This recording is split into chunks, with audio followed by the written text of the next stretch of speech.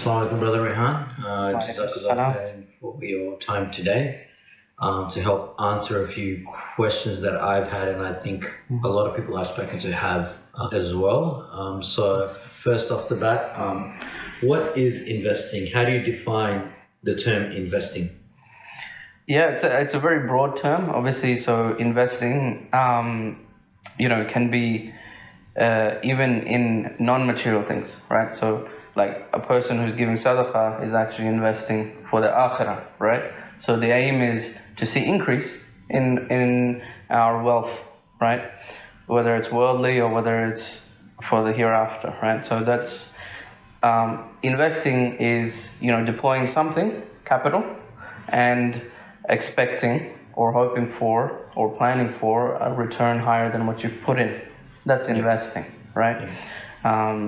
Lending from an Islamic perspective is you don't expect any increase, any benefit from it, right? So you have qard hasan, which is just you give $100 to someone and then you only expect $100 back, right? So investing is basically that avenue that a person can take to get an increase on their wealth. On their wealth, okay. So when we hear people saying, making money in your sleep, that is typically talking about investing. Mm-hmm. Now, when I hear something like that, I automatically think, like an interest-bearing account where I put some money and the bank gives me, Sure. A return on that, but which is clearly not halal. So what defines, I guess, halal investing and, what's haram or what's not allowed? Not allowed, yeah. So there's, alhamdulillah, Islamically, there's obviously, Islam governs financial transactions as well, right? And then one of the questions that we're going to be asked is how did we obtain our wealth and how did we spend it, Yeah. So these are some of the questions that we're asked and we have to give account for. And so, Islam is there to protect ourselves from also engaging in things that are excessively risky or oppressive, right? Either to ourselves or other people, right? So that's the way we need to think about investing is, the principle of first do no harm, right? Yeah. So that's one thing. So interest, right? Interest-based investments, which is taking profit from debt, which is what you just mentioned. That's one passive way, and it is truly passive in the sense that there's no effort required. Yeah. And contractually there's no risk. Yeah. But outside of the contract there's risk. But the contract says I will give you $100, and then it says you will pay me $100 back plus something. Yeah. And that's our agreement. You sign up to that, I sign up to that. So when you put money in a bank account, you're lending money to the bank. It's not your money anymore. So one of the consequences of lending is that individual, that entity that you've lent money to, has full freedom on how they can spend it, typically speaking. That's the nature of a loan. Yeah. And so all you have is an IOU, right? You've got a promise, basically, the contractual promise that this person will pay back, right? Yeah. And then some. So that's where the interest comes in. So that is a type of passive income, right? So that's how some people make money in their sleep. Yeah. Other forms of passive income are by buying assets like property. So if you bought a house, an apartment, and then someone you rented it out, and that person's paying you rent, you're also making money in your sleep. Yeah. So that's also another way that people generate passive income. And then there's other investments like obviously buying shares in companies, right? So business, even if you're like a sole trader and you open up your own business and you want to, you're selling, fruit, for example, you're a fruit seller. So that person now is not necessarily making money in their sleep because now they have to go out and they have to run that business, right? So that's an active form of business. But if he has a silent partner who just provides the capital and he trades, then that silent partner is making money in his sleep, right? Yeah. So, and he's getting a percentage of the profits of that business. Yeah. And so that's really the nature of company shares or stocks, as we call them, right? So that's another asset class where you're investing directly in economic activity, right? Yeah. Right, which is very different to investing in loans or debt, because the return of that instrument, that loan or that interest rate, is not tied to whether that was productive economic activity, The loan that the person that they funded, or they just went out and spent it on cheeseburgers, right? It doesn't, there's no attachment, or there's no, correlation between the return to the return on the actual economic activity. It could be negative return, right? Like you could just go and just splurge that money, spend it on a holiday, and you got nothing to show for it, right? That's economic activity that has no return, but you still owe 5-10%, whatever you owe to the bank, right? If you like funded your holiday through a credit card or something like that. Whereas investing in companies is tied to the economic activity of that company. If they make a profit, you make a profit. You know, and if they make a loss, then you're going to share in that loss as well. So it's a lot fairer, and the risks are, you could say, ring-fenced to the investment asset that you've got. So you don't have systemic risk that comes out of investing directly in equity, because if that business fails, that business and its investors fail. And if that business succeeds, that business and its investors succeed. Whereas with loans, it's not the case. This could fail, but that obligation is still standing. On the back of that obligation, they've also sold on that debt. That's the problem. So now, whoever bought that debt is also at risk, right? And debts are treated on, like, they're typically in the banking system anyway. They don't get re-rated very often. So they don't get re-rated every minute of the day, for example. So right? What is a rating? Yeah, good question. So you don't have ratings in equity because the price has the information in it. So the price will move throughout the day. Whereas with debt, you'll have ratings like AAA, AA, right? Triple B. So this is the way that ratings agencies try and determine the quality of the debt and the risk of default, basically. So people basically trade in debt, buy and sell debt. Yes, there's a whole debt market, and it's bigger than the equity markets, right? Because banks primarily deal in debt instruments. So the debt-based system, unfortunately, because the world's now addicted to debt, is many times order of magnitude bigger than, one, all the money in the world, and two, all the equity in the world as well. And by equity, is it just the stock market, or is there something else that comes under that umbrella? It's mostly, there's private equity, right, which is not, you can't trade it on the stock market, right? So that's private businesses.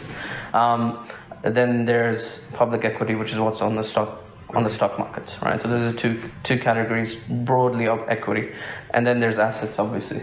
So, Okay, so if we go back to now this whole the selling of debt and the rating that you were talking about, how does that, you say, when you on sell debt and the rating debts don't get re-rated, what does that actually mean? What does that lead to? Yeah, it's a great question. So, see, because debts don't get re-rated regularly, and the ratings agencies are not necessarily, I would say, completely independent of who they're rating, right? So obviously, to re-rate debt of any institution has a really negative impact on that institution, because they have to pay more interest to attract investors.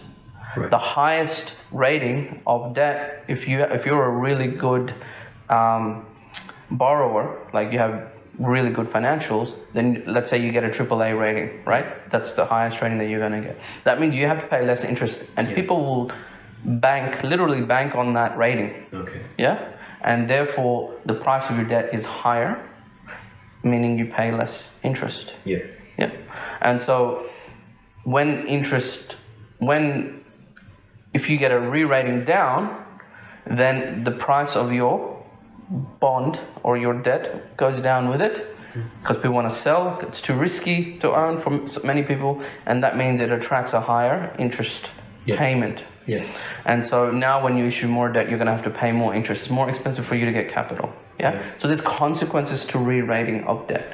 And there's material consequences. So it doesn't happen like every single day that you'll have a rating change on an institution, even though their revenue is changing on a daily basis, even though their balance sheet is moving, right, on a daily basis, and so on. Their cash flows are changing on a daily basis. So the equity market will capture that before a bond re-rating will capture that change in circumstance of the company. So what that means is there's a type of inertia and risk within debt instruments. This is my position anyway. This is what I see it, where I don't trust the price of debt. Yeah. And the reason is because the ratings aren't done very often. And the GFC happened because the ratings agencies were not re-rating debt that was clearly bad debt. So those mortgage-backed securities that were packaged up,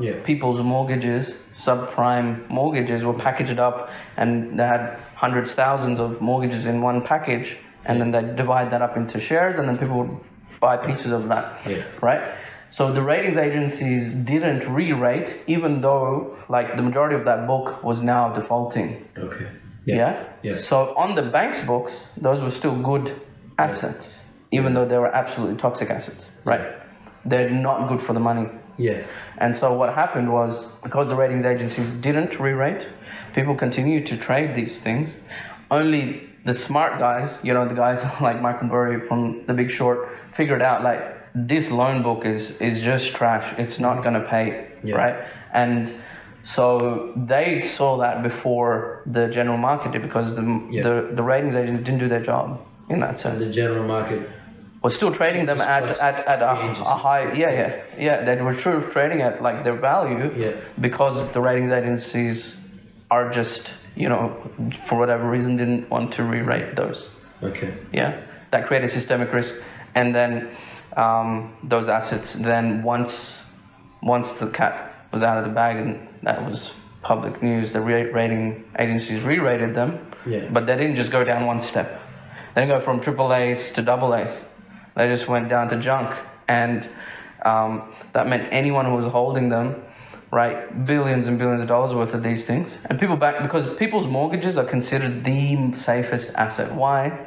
Because they know that you as a mortgagee are going to change how you do groceries, stop taking medicine. You're going to take your kids out of private schools. You're going to do all of that before you lose the roof on your head. Yeah. And so they know that. They know why these mortgages are considered like the bedrock of the banking system, because people will go through a lot of pain before they sell that house. That was the next question I was going to have, is like how you alluded to, the equity market is so much more responsive and accurate compared to the debt market, and why would people actually invest in debt? But I guess you've answered that question in terms of...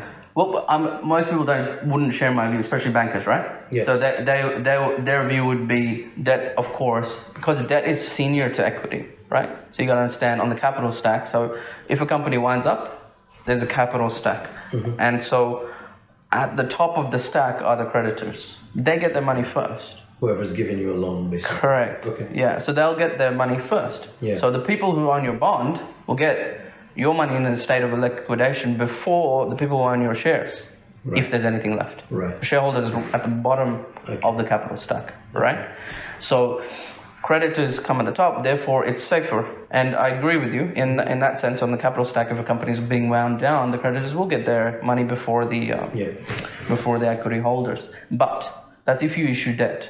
Not every company issues debt, and many companies out there, like as a halal investor, we're out there screening for companies that have very little exposure to debt, and we're required to do that from a Sharia perspective, right? So we need to, we don't invest in any companies that have more than 20% of the enterprise value plus cash in interest-bearing debt. We don't do it, right? So we typically end up investing in companies that have an aversion to debt naturally.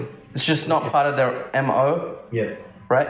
And so those are the companies, then for us as equity holders, we feel safer because we don't have these bondholders and these banks above us in the equity stack. In the case of if this company fails, there's a better chance of us getting, when those assets are liquidated, getting something back. And so as a halal investor, in a way, you're naturally insulated from companies that are overexposed to one thing, which is debt, right?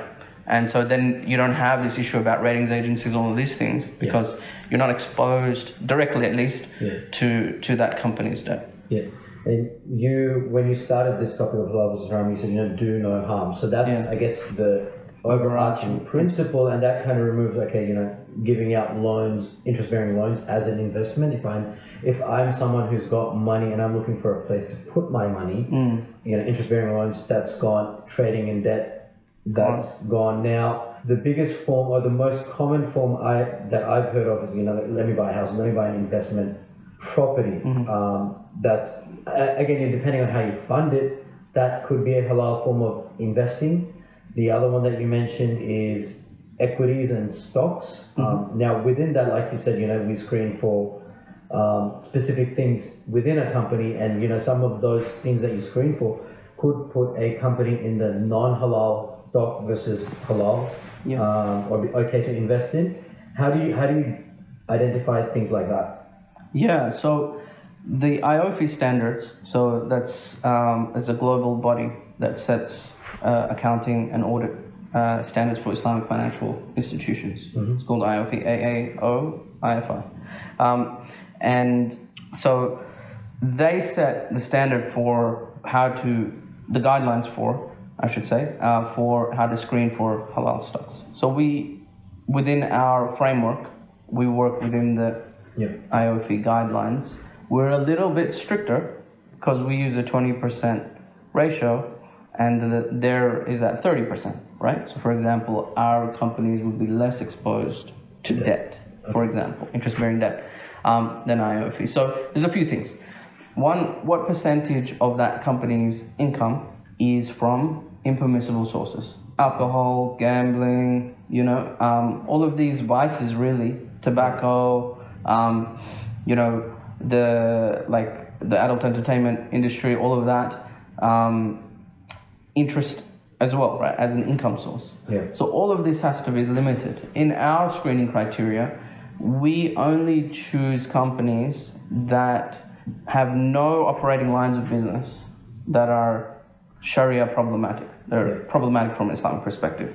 So typically in the standards, it's 5% of the income is considered a low enough threshold for a Muslim to invest. So 95% of the income of this company, right, is from halal sources, from permissible sources.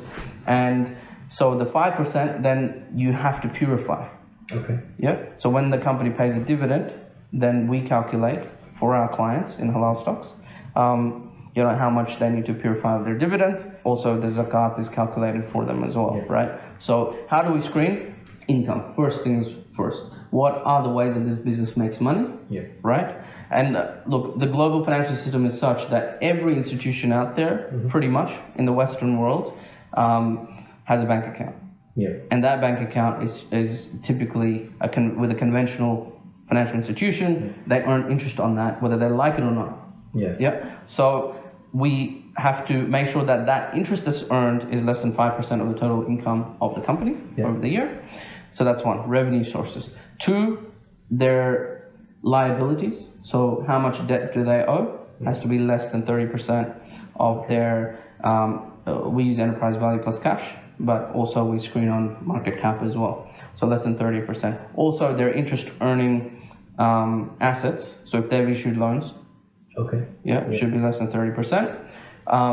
And we make sure that we purify that dividend. So those are the prerequisites, you could say, to actually invest in a halal manner. If we don't observe those, if you go and buy a company stock and you haven't observed these things, and you don't have an intention to purify your dividends, then you fall foul of the allowance that we have to invest in the stock market.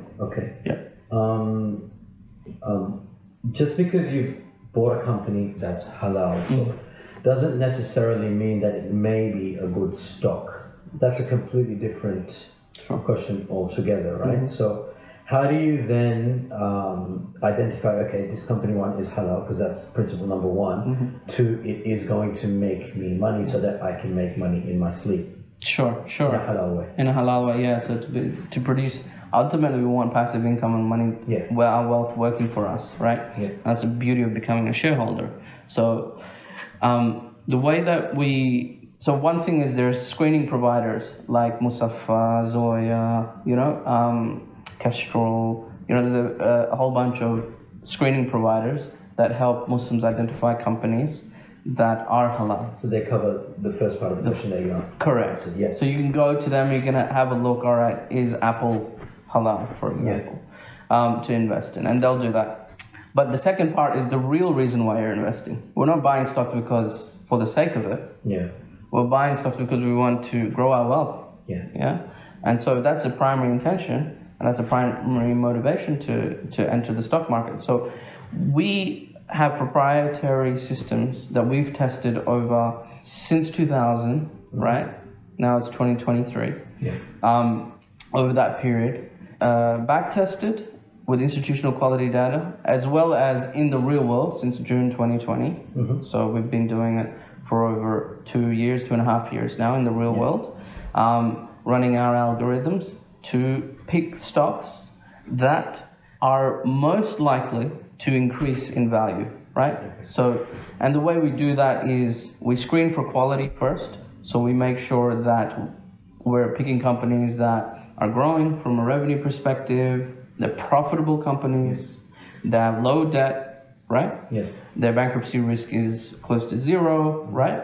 And so they have a good track record. Yeah. And they're in an upward trajectory from their fundamentals perspective. Okay. Right? So fundamentals are the attributes of the business itself. Yeah. Okay. And then we look at the price, and based on key ratios, we'll determine that, okay, this company at this point in time is undervalued. Yeah. It's cheaper than what we think it should be. Cheaper than what the market has historically thought it should be. Okay. Yeah? Yeah. In a way, that's what we're doing. And so the algorithms are there scanning thousands of stocks, and those algorithms are then ranking the entire universe. First, we're screening for Sharia compliance, one. Two, then we're screening for quality of companies, because we don't want to be exposed to companies that, could go bankrupt tomorrow. Yeah. And then three, we're ranking them based on how likely they are, or how cheap they are compared to our estimate of their intrinsic value. Okay. And the idea there is that when we rank the entire universe, that's like thousands of stocks, right? Yeah. I know 1 to 1,000, what that ranking is. Yeah. The idea is to get in on the companies which are relatively the most undervalued. Yeah, which would be number one. Number one. On your ranking. Yeah. Correct. Okay. And so we have multiple algorithms. So it's not just one. We have multiple algorithms that value stocks in different angles. Okay. Yeah? Yeah. And they value stocks of different type as well. Because not every company will be valued just based on its earnings. There are other criteria that you can use to rank valuation, because the market has many different types of investors. Yeah. And different types of companies are, their valuation is done differently. Yeah.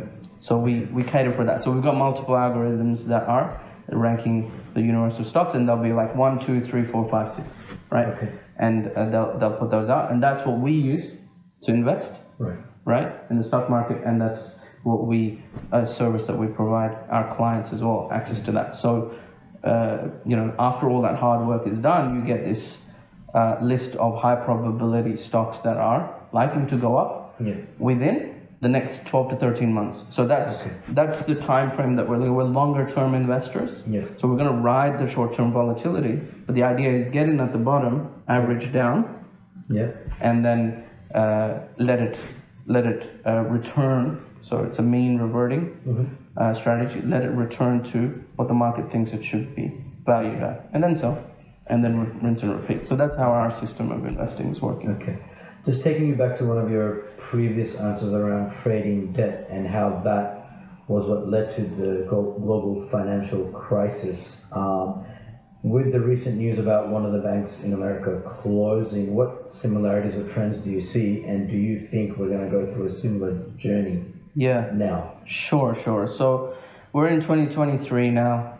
The FDIC in the United States has just seized Silicon Valley Bank. It's been shut down, right? And it's a completely different reason to what happened back in the GFC, right? The GFC was you had subprime mortgages, that is mortgages that were lent out knowing true well that the person cannot afford to make those repayments. And obviously the rating agencies falling foul of their mandate as well. So it was a combination of things that happened there. Here, what's happened is that you've got what would otherwise be considered a pretty healthy bank. Having a bunch of customers that are drawing down on their deposits, right? So their deposits are going down. And banks, the nature of a bank is that they borrow short, as in they borrow short term, and they lend long term.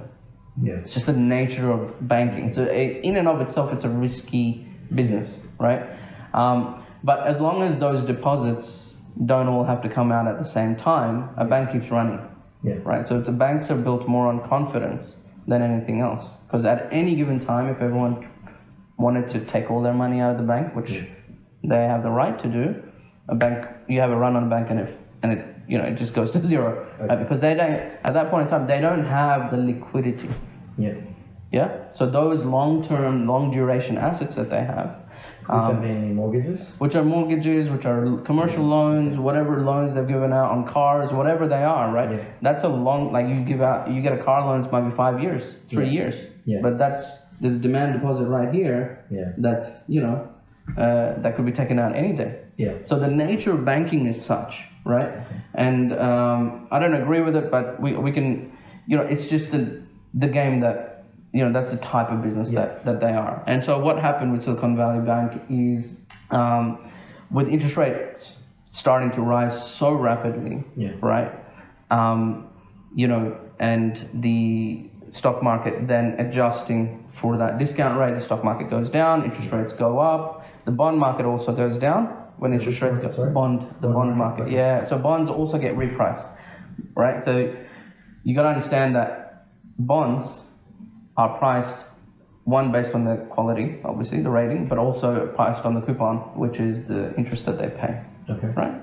And so if you've got a bond paying 2%, right, and the government now pays 4%, the government is considered, especially like the US government, they're considered always good for the money. They're considered like someone who can never default, even though it's not like they can default, but they're considered the highest quality, right, borrower that you can have. And so because they have the ability to print it. They're on the machine, right, that prints the money. So therefore they can always pay you. And so when a lower risk borrower pays you higher interest rate, you're gonna sell this and you're gonna buy that one. Because it makes perfect sense from a financial perspective. And so what happens is when they raise their interest rates, the value of these bonds has to go down so that the interest paid on them matches or is higher than the interest rate that the government's giving. Otherwise everyone's going to jump ship. So what happens is everyone does jump ship. So what happens, they sell these bonds and therefore their price goes down and they start buying these until they keep selling this like corporate bond, for example. They keep selling it until the price goes down to a point where the interest rate is now higher than the government bond, which will then attract people to buy it again. So that's what happens. So bonds get repriced when interest rates go up. So what we saw in 2022 was the stock market going down. Nasdaq's down 28%, for example. So tech just got smashed. But the bond market going down, like a drawdown of 30% as well. Right? And so you have this crazy scenario where it didn't matter where you were, right? You had like your 60-40 traditional portfolio of bonds and stocks because they're supposed to be low correlation assets. They're supposed to, like, when bonds go up, stocks go down and vice versa. But in this case, they both went down together. So like, it's a huge hit on anyone's balance sheet because now all of your assets are dropping. Yeah. Anyway, Silicon Valley Bank, they got a lot of money at the height of like the venture capital boom, which was in 2021, right? Because there was a lot of like basically money that could be borrowed at 0% interest, Okay. right? So all the stimulus was happening during COVID, and so they got all this money from all these Silicon Valley deals, billions and billions of dollars for the startups and the venture capital funds, right? So literally, I think they doubled their deposits, right, over that period of time. Crazy, good success for a bank. Now they've got all this money, but the bonds are paying what 0.1% at that point in time, right? So they're like, we're not going to make any money. How do we run a bank? So then they were forced to go further out into the bond yields. So what that means is, if you buy a bond that matures in 3 months, so it's going to pay back. It's going to have a lower interest rate versus a bond that matures in 5 years. You're going to get a higher interest rate because you're going to be compensated for the time that you have to wait. Yeah. So always longer term debt attracts higher interest than short term. So what they did was they went out and bought 5-year, 10-year duration bonds. So they could make more money because everything was zero at that point in time. So they went out and they took that duration risk. And then the Fed jacked up rates 5%. What happens? All of those bonds go down in value. Right? And you've got a double problem in Silicon Valley because now startups aren't getting funded because all the equity valuations are going down. So people are being very picky about what startups they're going to invest in. So now startups start burning through their cash. So even good startups, very good startups, who've got a good war chest, are burning through their cash because that's what they need to do to survive the next 2 years. And they'll make it. But what's the problem now for Silicon Valley Bank? Deposits are going down. So people are taking out money. And your asset side of the balance sheet is also going down. They're both going down, which means that your so deposits are liabilities. So you're having to keep paying out your liabilities. And you don't necessarily have enough money anymore. You did, but you don't anymore. If you have to sell this, if you wait and hold it till maturity, 5 years, no problems. You'll have enough money. But the problem is these people want their money now because they're burning through it because no one's funding them. Venture deals have gone down, and so that's what's happened. And so they've gotten to a point where, because Silicon Valley is so tight knit, and some venture capitalists have been like, you got to get your money out of this bank, right? They literally caused the run on their own bank, basically. And so they're like, we're out, and they're telling all their startups, or they told all their startups, you need to get out. So it suffered from a bank run. It was bank run, full-blown bank run. $42 billion were taken out in a matter of 2 days or something. Wow. And so there's no way a bank can survive that. And so the FDIC, which is the government organization that insures bank deposits, came in, seized the bank. They said, okay, done. Our job is to make the depositors whole, right? They're the ones who pay the insurance policy, basically. They pay out the insurance because in the US, $250,000 of every bank account is insured by the federal government. So they have a pool of capital and they do that. Anything above that is just it's an IOU, and that's like buying a corporate bond. So if you in your bank account, you say you just sold your house, and you had, you have your first $250,000, and the rest you sold your house for $1 million. $750,000 of yours is at risk if the bank collapses. If the bank collapses, that is an IOU to you. They do not have the asset, and the government will not. They have no obligation to make you whole. Right? And so now this is Silicon Valley banking. Most of their customers are corporates, they're companies, they're startups, right? They're not individuals. And even if they are individuals, those are very wealthy individuals that have way more than $250,000 in their bank accounts. For what's happened now. So we're right in the middle of the panic right now, where the FDIC or the Fed haven't come out to say anything yet, right? At the time of this recording, but the real possibility is that they will be run on other smaller banks as well that are in a similar situation as Silicon Valley Bank, right? So very interesting times. Can this be a repeat of 2008? Well, you would have, if the Fed and the FDIC said no, we're only going to honor that first $250,000. Yeah. And the rest of it, you're on your own. Absolutely, people will pull their money out of any smaller bank and put it with wherever it is, and they'll redistribute it into bigger banks, which will be a self-fulfilling bank run. Yeah. Right, and so you'll have a whole bunch of banks fail as a result of that, and public confidence in the banking system will erode. The Fed's primary responsibility was to be lender of last resort. Before this inflation target and all of that, the reason the Federal Reserve Bank was stood up was to stop bank runs. Okay. To lend money, lender of last resort, to those banks so they could make good their obligations. Yeah. Right, and then they'll pay back over time. To the Fed. So if they have to, they should, and absolutely they have to, step in and say all deposits are guaranteed. Beyond that 250, we're good. We're going to give you your money. Don't worry, we've got enough. To get you. If they do that, it'll quell it, and people are like, that's fine. Okay. If they don't do that, like this could be very, very systemic, because the second, third order effects. Even now, these startups aren't able to make payroll. Many of them. What does that mean? All those thousands of tech employees that have mortgages and all the rest of it can't make their payments. And they're good borrowers because tech industry and startup pay well. So these are people on $200,000, $300,000, $400,000, $500,000 a year, all of a sudden can't pay their mortgage repayment.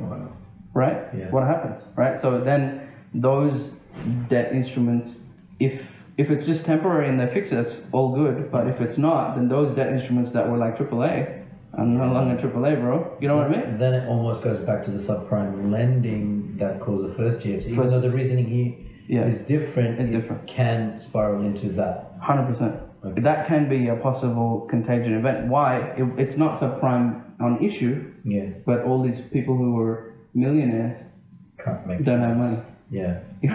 Right? That's like serious. You know? And so all these people who have good incomes, good jobs, right? All of a sudden, all that money in the bank that company uses to pay payroll, they only have $250,000. That's it. You might be sitting on $30 million, some of these startups, only $250K, and you only got $250,000 left, right? It's just that's what I'm saying. This is like a extinction event for startups, potentially in Silicon Valley. If FDIC doesn't come in and say all deposits are good, don't worry, we got you. If they don't do that, then we're at big risk, right? But this is the nature of like river-based banking is like this. So that you make money off this, you lend to this person, you borrow from this person, and you make money on the spread, which is the net interest margin, the NIM on a bank, right? Is that how much do I pay my depositors, and how much do I earn from the people I lend to? Right? And you can do it two ways. So you can either directly lend, or you can buy a bond, or you can buy debt. So there's two ways to lend. Either you directly lend to people, or you buy someone else's debt. They both pay interest, but it's the equivalent. It's the equivalent transaction. So again, what I'm hearing through this the main theme is debt and interest. And if this particularly interest wasn't at play, then a lot of this, one from the GFC, plus also from the bank running now, may have potentially been avoided. Yes, absolutely, because there's a clear principle from an Islamic perspective that it's not just the riba is a problem, interest is a problem, but we're not permitted, and you can see why now, to trade debt. We can exchange debt at par value. That's it. Okay, so if I owe you and you owe someone else, what do you mean? I can't sell that debt to you other than at the value if they're that it's worth or something. Yes. Okay. Right? So it's an assignment of debt. We're not trading in debt. Right? So, my friend owes me money. I'll be like, okay, now you owe Umer money. That's it. Right? It's done. So you can assign debt in that way, right? Because I might owe you $100. Right? And my friend owes me $100. And I'll be like, pay him. That's assignment of debt. Okay. But there's no systemic, it doesn't go anywhere. That doesn't create a chain of assets in a whole bunch of people's balance sheets. It's just one-to-one assignment. Okay, assign from me to you. That's it. you know. Whereas the way the banking system is set up is everything's built on trading debt. Okay. Everything's built on trading debt, right? So that's a big problem because it creates a systemic link. Yeah. It's just I owe you, yeah, and then you owe me, and then you owe that guy, yeah, and you create a chain of liabilities, and you're all dependent on this person paying. Okay. Yeah? Yeah. Right? If he doesn't pay, all of our bank balance sheets go to zero. Wow. Right? Okay. 5, 10, 100.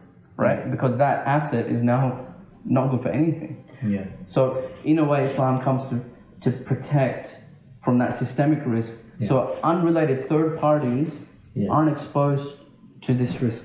Yeah. Because it's not fair. Yeah. What's he got to do with this person? Mm. Right? But because you were trading debt and you're in the system where you're like incentivizing debt because interest is the incentive for debt. Yeah. Without exactly. it's debt becomes a charity, right? And so in Islam, charitable debt is very much promoted. You should lend to people who need money to help them, but you're not allowed to charge any profit for it. Yeah. So that one disincentivizes debt in the system, so it doesn't just grow because people are greedy. Because people want a return, so you're going to have to take some real world economic activity if you want a return. Yeah. If you're just lending, that's for to help people. Yeah. So that Islamically falls under the chapter of charity, not under the chapter of transaction like trade. Yeah. Yeah, it doesn't fall under that. Yeah. So we don't trade debt in that sense. Yeah.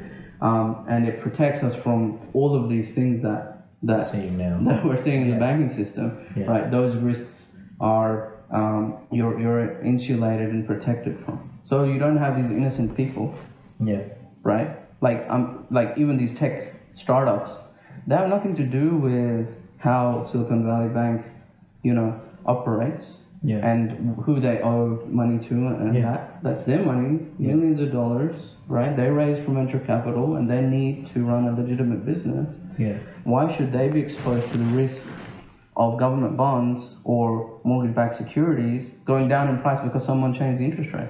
Like, what's it got to do with your business? Yeah. That the Federal Reserve raised the interest rate for 5%, and you're not even a borrower. You didn't borrow money. You know what I mean? You're good. You got money in the bank. Yeah. Right? And so that's really like what this river-based system has created is like innocent people, right? Yeah. Take on the risk, are exposed to the risk of what these banks do day to day, right? Which is borrow short and lend long, and take a margin in between, right? So they're like basically the conduit of risk in the financial system, right? And they're supposed to manage it. Fine, good, manage it well. But the reality is that from an Islamic perspective, the bank should just be a financial intermediary. It should just allow me to send money from here to there, right? And do that service well, and not expose me to all of these risks and instruments that you need to make money. Exactly. Find a legitimate economic activity to make money on. Don't just try and make money on money, because lending and getting interest is a very lazy way to make money. I'm sorry to say. Because you're not taking on any risk. You're just like, you owe me this much, this much. You are taking on risk. I'm not saying you're not. People are tougher in case you default, so I'm going to investigate you. But in a way, you're just lending. There's no work I need to do. Other than, okay, I think you look good for the money. Boom. That's it. You got the money, now you owe me, and you work for me now. In that sense, that's what it's like, a form of financial slavery, right? It's like, I've lent you, now you owe me more. Why? Right? Like, why do I owe you more? Than what you gave me? So there is an imbalance between the lender and creditor. Borrower from an Islamic perspective.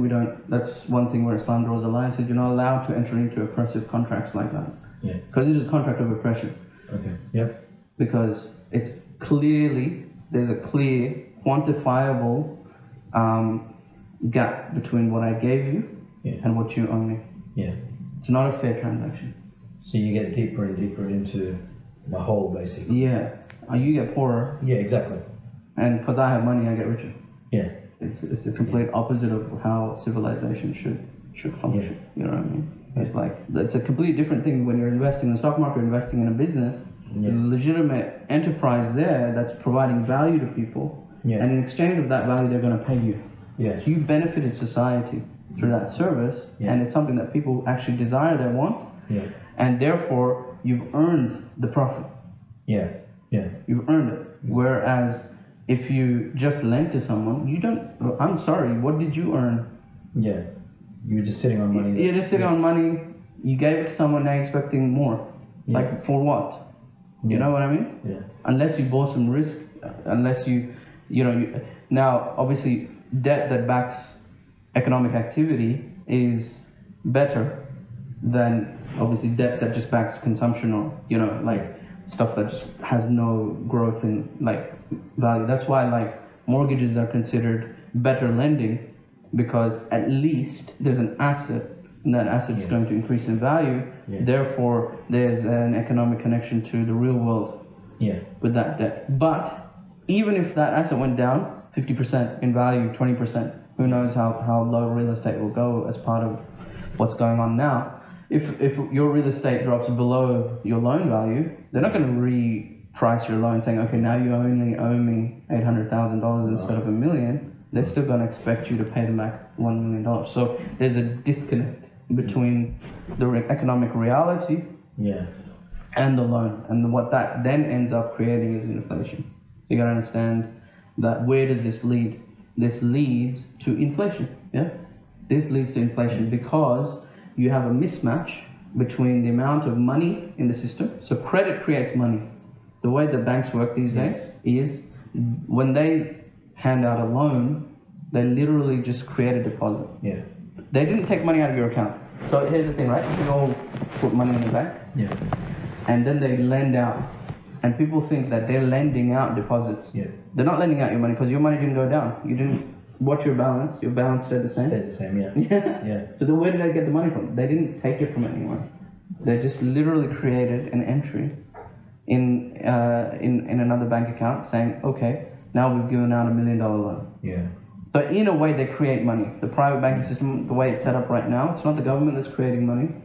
It's the private banking system that's creating money. Every time they give out a mortgage. Every time they give out a loan. That's how money is created. Now, what's the problem?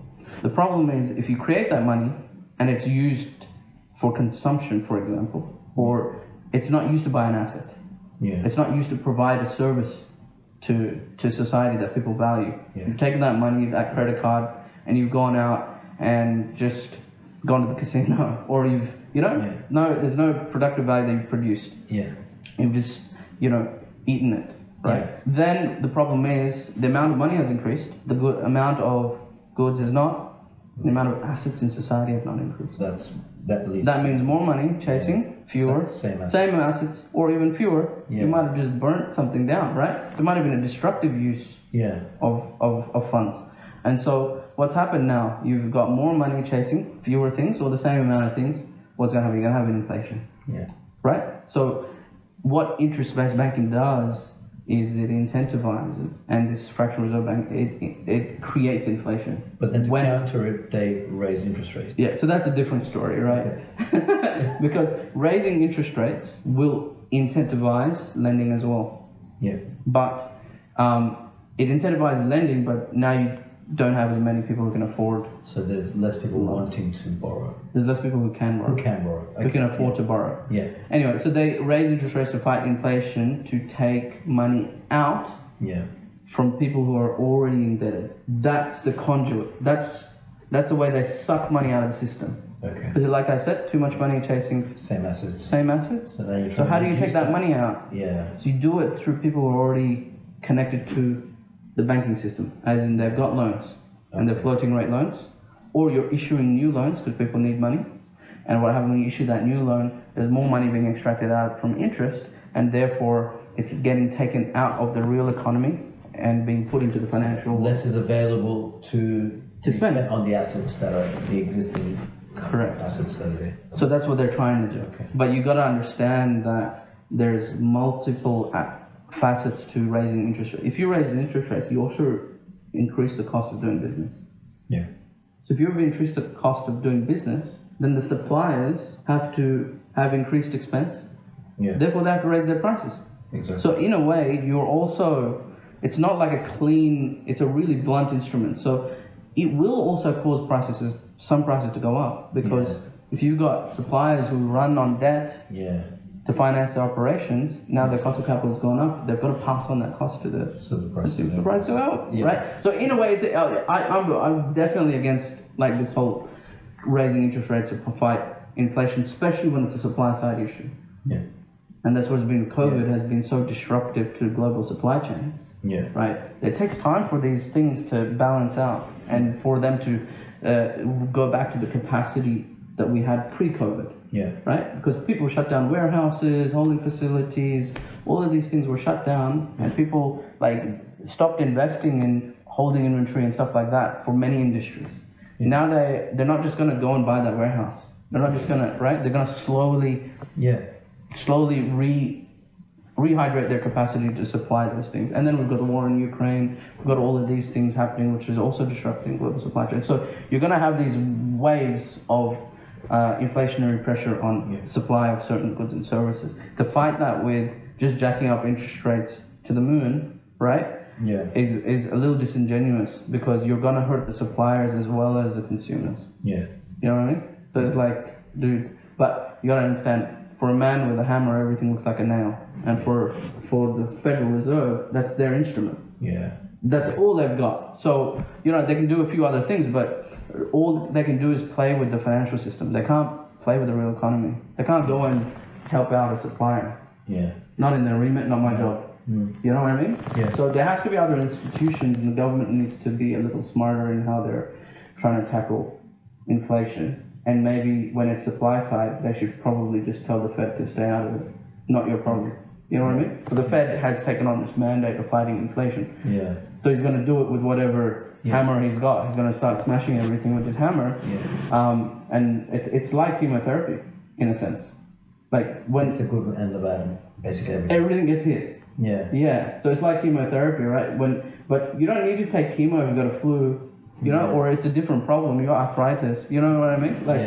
Deal with that acute issue. So we have an acute problem that's causing inflation. We're blaming it, or the Fed wants to blame it on, a demand side issue. I'm sorry, no one's going out there and buying more eggs than they need. I don't think. No one's going out there and buying more lettuce.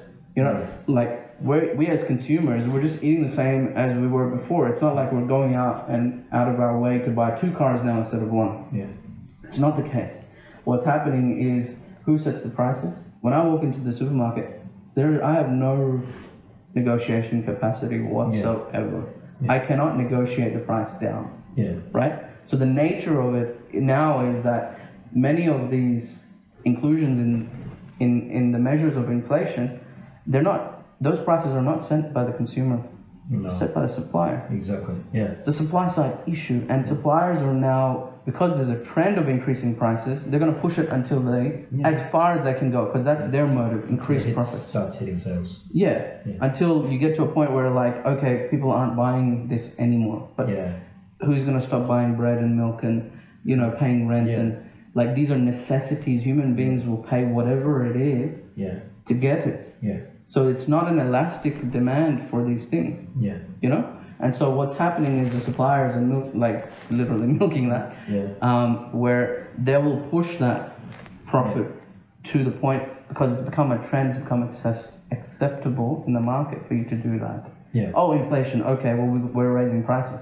Yeah. You're raising prices to 200%, right? Yeah. And people are still buying it. Yeah. Right? And so that, because people consider that an essential item, it's what they need. But it's not because they have more money. It's just because they're forced to. It's because, you're not really, most people will not give up that cup of coffee. Yeah. It doesn't matter if it's $4 or even $6, you'll still buy it. Yeah. You know what I mean? Obviously, if it's $10, people start buying stuff from home. But that's a 50% increase. Yeah. From 4 to 6. Yeah. In the price of coffee. Yeah. And people will absorb it because they don't negotiate. Yeah. You know what I mean? Yeah. These are things you don't. So we're not, the economic models that the Fed's using for this, I think, are a little bit outdated. Yeah. You don't go and negotiate with the supermarkets anymore. No. Back in the day, maybe you could. Yeah. Maybe you go to the corner store and say, bro, that's too much. Can I work out a better price with you? And he's like, okay, fine. Yeah. But now there's zero negotiation on many essentials. Yeah. And so it's created an environment where it's the suppliers that are at fault for creating this inflation. It's not the consumers. So don't go jacking up interest rates to try and take money away from consumers. That will work, but it will be extremely painful for people because they will lose their homes, they will lose their cars, right? And kids will suffer, right? And so all of these things will happen because you've got such a blunt instrument, and you're trying to stop the suppliers from raising their prices by taking money away from the consumers. Whereas you should just if as a government you do have certain authorities, it's not the Fed's role, but maybe the competition and the price watching watchdogs that the government has that that fight monopolies and all of these things could go in and say, okay, inflation is a problem. That's not just the Fed's issue, it's my issue. Because it's hurting the economy. You go into the suppliers, you go into those supermarkets and you watch who's raising prices and why are you raising prices. Right? Because if inflation is an issue that the government should care about, sometimes if you want to be a free market, full free market, let it be a full free market. What I'm trying to say is, if you made it a government mandate somewhere to fight inflation, then there are way better ways to go and control that than just jacking up interest rates and basically doing chemotherapy on the economy. It's not called for in this instance. So those are my thoughts on that. Okay, so thank you for that. Just I guess one final question for now is, now that we've seen what may or may not happen, that may lead to potentially a GFC. As an investor, and I guess as people that we've seen, trying to take money out of banks, is it a good time to invest in anything? Or if you say, for example, I'm keeping cash at home, well, that's going down, so you're losing 7.5% because of inflation. Then what do you do? Can you make money in your sleep in such a time, or what do you do to guard what you have? It's a good question. So first thing is, obviously, as markets fall, which they're still doing. So January we had a bit of a spike. Things went up, and now they're heading back in the opposite direction. This banking issue is going to create maybe a little bit of a panic as well. Obviously, the prices of all banks has been falling, so there is money being lost in the markets. Cash is king, but you've got to be opportunistic. So the people who are really going to win, right? There is probably going to be a generational opportunity for buying that's coming up, right? As the markets sell off, as the panic kind of rolls through, as the uncertainty increases, especially if the Fed just keeps jacking up interest rates. But even if they pivot, every other time the Fed's pivoted, there's been a delay, almost every other time, there's been a delay between the pivot and the market actually picking up. Okay. So right now, and we're recording this in March 2023, right now, cash is king. Okay. Temporarily, I'm not saying that you hold cash for the next year. What I'm saying is there will be an opportunity during this year when the trend will change, and so what we're providing our clients are momentum signals. So when we notice that it's likely a bottom has occurred in an asset class, that momentum will change from right now everything's bearish. Everything's bearish right now. That momentum will change from bearish to bullish on particular assets, especially commodities. Because we are in an inflationary time, right? So iron, coal, timber, all of these commodities, silicon, right? So, chips and things like that. All of these commodities, there are supply chain restrictions which will play out, and you will get an opportunity to rise, and energy as well. So energy is a key one. So when those asset classes churn from bearish to bullish, we'll be there, and we have signals. So we're just watching for that moment where we can re-enter the market on that sense. That's for the short-term investors who want to play now, right? And that, whether there's a GFC or not, there's still opportunity. 100%. Because there'll be certain asset classes which will rise. Okay. When they do, we'll know about it because we're watching the market, right? And so investors can, in a way, sleep easy, because right now it's a waiting time, and alhamdulillah, we're coming up to Ramadan. It's a great time to be out of the markets, to be honest. You don't want to like ruin your Ramadan over that. There's not much happening in the sense that everything is kind of falling right now. Yeah. So don't stress. Enjoy Ramadan. You know, give in charity. Do all the good things that we're doing. But we'll know when things start turning. Yeah. And then we'll be there to try and get in on that. We'll have stop losses in place to make sure that if the trend doesn't persist, we are out to protect. So that's a bit of the hard work done for our clients. For the long-term investors, right? For the long-term investors, you can still like average into the market. So that's for our long-term investors. We have a stock alert service, which is a contrarian investment strategy. For those guys, there will still be buy signals. There will still be buys every month because we're trying to catch the bottom of different stocks. So not all stocks. So all stocks don't move at the same time. They don't bottom at the same time. Right. So they bottom at different times. Even when the entire market crashes and comes back up, some stocks have already crashed months ago. And now they're like stable and they're going up.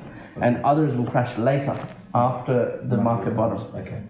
So they happen in different phases. So what we do throughout the year, every single month, we're trying to find stocks that are bottomed, right, or close to bottom. And so we'll average down into those stocks. And we'll only do it, 12 times a year. So it's not like we're trading excessively.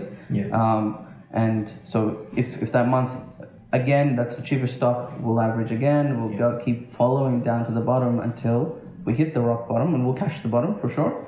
And then as long as its fundamentals are solid, it's a great company. When the market wakes up, when capital starts flowing back into the market because the Fed pivots and liquidity opens up, those are the companies that get funded first. Or they get funded first. So because they're the most obvious choices for healthy, strong, high-performing companies. Their revenue's growing, their profits growing, but they're out of favor with the market because there's like a big vacuum cleaner just sucking money out of the market right now. That's basically what's happening. So when that capital flows back, it tends to flow back first into the best companies. And then it goes back to speculative companies. When these have been fully priced, then the waterfall happens. Then you go into higher risk companies. But we want to protect our clients, and we tend to only invest in pretty high quality companies. They're not really speculative. Like they've got a solid track record. They're not like just all future, right? So we're in that way, quality and value are the main factors that we're using to screen our investment universe. And there'll definitely be opportunities this year.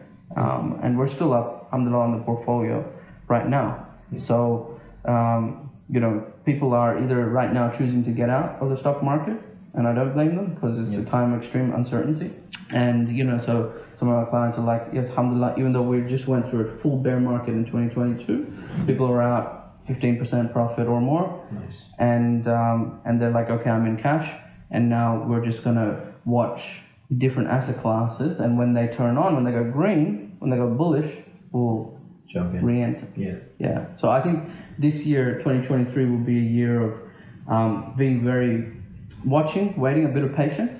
But when things turn, we will be there to catch the bottom, and it could be generational opportunities right now. Even for the long-term investors, if they just keep averaging in, it's almost like buying things that are getting cheaper and cheaper and cheaper, and then when they eventually go and start rising, as we've seen, I think historically, every time after a crash. 2022, 2020, definitely. We bounced back a lot stronger, so you bought something dirt cheap price, and has the potential to make you a lot of money. Yeah, definitely. So we're still, like, the markets are a lot more responsive right now to liquidity, whereas in the past, especially in the GFC, it took a while. And because that was like, that kind of crisis hadn't happened in a long time, our memories are still fresh.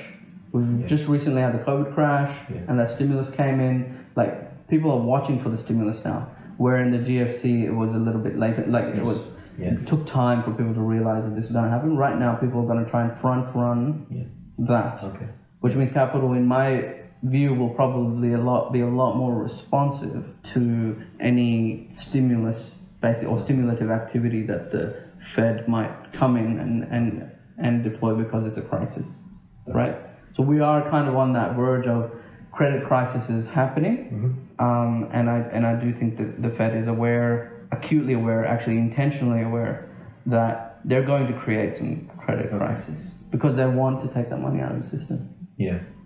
They want that money out of the system. And so to fight inflation, they know some small banks, I think they know some small banks are going to go under. And lenders, people who've been doing speculative lending, they're over leveraged, they're going to go under, right? Unfortunately, people with mortgages may be included in that. Yeah. People are going to go under on their mortgages as well. Fed is acutely aware that that's happening. Unfortunately, they have been given the power by the US government to, if they want to, take a sledgehammer to the economy. Unfortunately. And it's not fair. I think from an Islamic perspective, like this is a different conversation to have, but from an Islamic perspective, no government, or the Fed is actually a private institution, no institution, including the government, should ever have the authority to basically push people into poverty. No, definitely not. No. Yeah. You know? That's private assets those people have, but because you've got them on a loan, you have the legal authority to take money from this person. Like you said, you enslave them. Yeah, and you just jack up the interest rate. Yeah. And they'll be like, and they have no recourse in that. They can't do anything. They can't do anything. They're just at the mercy of that. And obviously, being at the mercy of a bank is not a benevolent institution by any stretch of the imagination. So, you know, that's where we're at. But for investors, alhamdulillah, man, there's going to be, inshallah, some great opportunities for us to get in. And our market timers, inshallah, will be there to indicate, hey, there's a good chance that this is bottomed. And if it's not, we'll get out. So we'll cut the losses. But when it bottoms, we'll be there. Yeah. You know, and that would be possibly a generational opportunity not to miss in the market, inshallah. Jazakallah khair, Brother Rehan. It was very, very insightful. We covered a lot of topics. It's almost time for Salat, so let's call it that. there. Inshallah. And inshallah, yeah. We'll catch up again. Inshallah. Jazakallah khair. Assalamu alaikum. Wa alaikum salam.